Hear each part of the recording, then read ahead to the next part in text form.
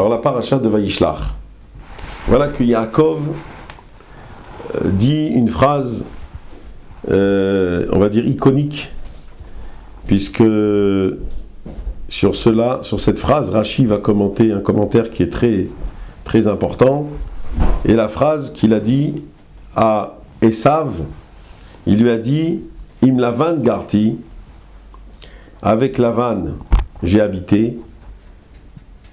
Et qu'est-ce qu'il a voulu lui dire par là? Qu'avec Lavan j'ai habité.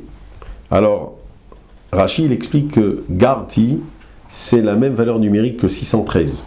Et en fait, il a voulu lui dire j'ai habité avec Lavan, Im Lavan Garti, Vetariag mitzvot shamardi. Et bien que j'ai vécu avec ce rachat, cet impie, qui lui essayait toujours de m'influencer dans le mal, j'ai quand même réussi à m'en sortir et à garder les mitzvot. Et, comme il dit, Velo lamati mima'asav haraim, et j'ai pas appris de ces mauvaises actions. Alors, ce qu'il faut essayer de comprendre, c'est la question qui se pose, c'est que de nous dire qu'il n'a pas appris de ces mauvaises actions, on comprend. Mais de dire qu'il a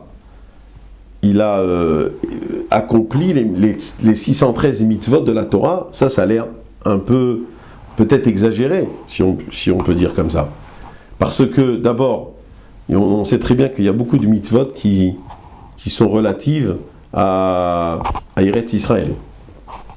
Il y a des mitzvot qui vont dépendre du fait qu'on habite en Eretz Israël. Et si on n'est pas en Eretz Israël, on ne peut pas faire ces mitzvot. Or, on sait très bien que Yaakov, à ce moment-là, il ne se trouvait pas physiquement en Israël. Donc, il n'avait pas l'obligation de faire ces mitzvot.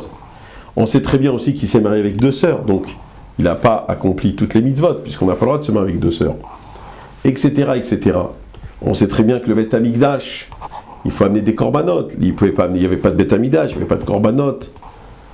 Donc, il y a plein de choses qu'il n'a pas accomplies. Alors, comment c'est possible qu'ils disent j'ai habité avec Lavan et j'ai quand même gardé les Tariag mitzvot, j'ai fait les 613 commandements. Alors pour ça, on va essayer de répondre. Il y a un commentaire du Ben Ishraï dans la paracha de Bechukotai qui nous dit Im Bechukotai Telechu, si vous allez dans mes lois, alors Vet mitzvotai tishmoru.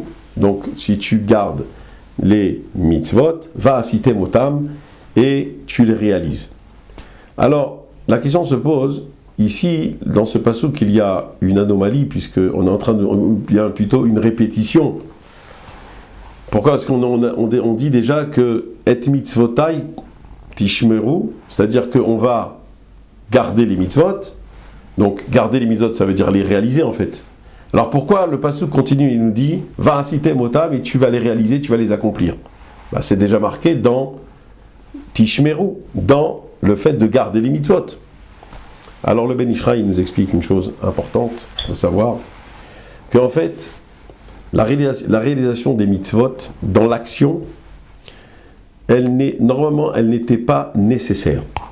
Pourquoi? Parce que si on savait par la pensée imaginer, dessiner la mitzvah, comme par exemple s'imaginer que à Rosh Hashanah on sonne le shofar comme on le sonne à Rosh Hashanah avec les sons différents, et qu'on pouvait dessiner dans notre tête les sons, si on pouvait imaginer d'une manière exacte comment la mitzvah doit se réaliser, et qu'on pouvait la réaliser dans notre tête, dans notre imagination, alors ça aurait suffi. Comme ça nous dit le Ben Ishraï. Et la raison pour laquelle on fait les mitzvot, la raison pour laquelle on les réalise dans l'action, dans le monde de l'action, c'est parce que la pensée c'est très abstrait et que on soupçonne la personne de ne pas pouvoir réaliser cette mitzvah à travers la pensée. La pensée c'est très abstrait et on peut vite perdre le fil. Donc on a besoin de réaliser la mitzvah dans le monde de l'action pour s'assurer qu'on la fait comme il le faut. Et là, si c'est comme ça, je vous donne vite une application à cette halakha, puisque si par exemple quelqu'un dans l'absolu, n'aurait pas de chauffard à Rosh Hashanah, ou bien il n'a pas de tefilin à ce moment-là, ou bien de n'importe quelle mitzvah, et qu'il n'a pas le loulav, ou il n'a pas justement l'objet qui va justement faire en sorte qu'il pourra accomplir cette mitzvah, alors il pourra peut-être l'imaginer par la pensée. Et ne croyez pas que la pensée, en fait, c'est quelque chose en fait, c'est pas... on pourrait penser que c'est quelque chose qui est en vain, mais c'est pas vrai. La pensée, elle a, oui, une conséquence. Elle a, oui, c'est comme si on faisait une action, donc elle a, oui, quelque chose qui porte dans sa réalisation de la mitzvah. Alors, si c'est comme ça, si on sait que la pensée, elle a quelque chose, elle est valorifique, elle valorise la mitzvah, donc, on pourrait dire que lorsque Yaakov dit à Lavan que Tariag mitzvot shamarti, lorsqu'il a gardé les 613 mitzvot, en fait, il voulait dire qu'en fait, il a imaginé par la pensée, il a réalisé les mitzvot qu'il voulait faire, les 613 mitzvot, il les a imaginés, et par sa pensée, alors, il a réussi à réaliser les mitzvot.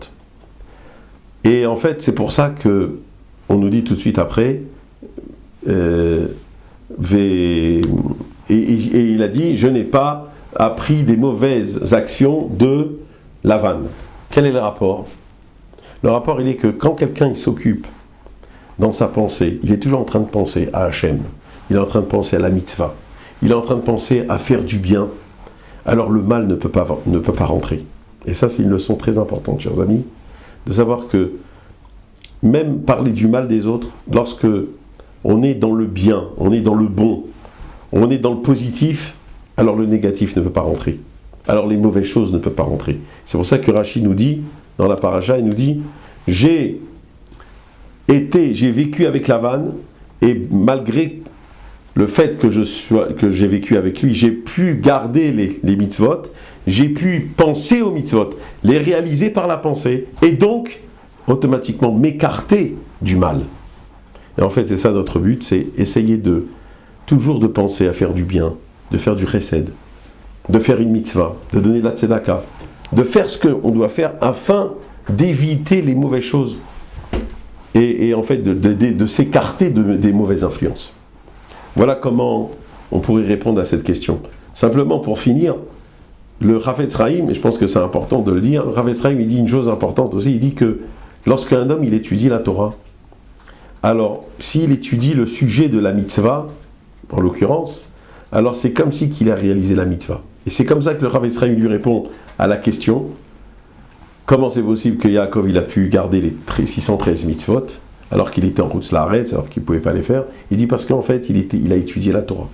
Il a étudié la Torah chez Lavan. Et quand on étudie la Torah, on étudie l'essence même de la mitzvah. Et on se connecte à cette mitzvah, et c'est comme si qu'on l'a réalisée. Donc, la leçon d'aujourd'hui, elle est claire. C'est toujours penser à faire du bien, à se connecter à une mitzvah, et surtout d'étudier le sujet de cette mitzvah pour que cette mitzvah, elle soit considérée comme si qu'on l'a réalisée, et en fait aussi pour se garder des mauvaises choses qui sont autour de nous. Shabbat Shalom.